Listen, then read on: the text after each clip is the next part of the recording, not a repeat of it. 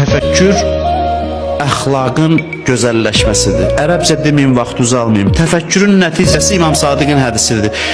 Axirətin abad olmasıdır. Təfəkkür vasitəsilə hər bir şeyin aqibətindən xəbərdar olursan. Axır aqibəti aparır, çatdırır səni. Təfəkkür 100 addım sonra olan nəticələrə çatdırır. Təfəkkür səbəb olur insanın elmi artsın. Və hiyə xəslətun, gözəl söz budur.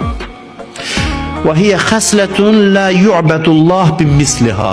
Buyurur ki, təfəkkür elə bir xislətdir ki, Allaha ondan daha üstün heç nəylə ibadət olunmaz. Təfəkkürdən daha üstün heç bir şeylə Allaha ibadət olunmaz. Yəni təfəkkür qədər heç nə ilə Allaha ibadət olunmaz. Yəni bütün ibadətlərin içində ən təsirlisi Allaha tez yaxınlaşdıran təfəkkürdür.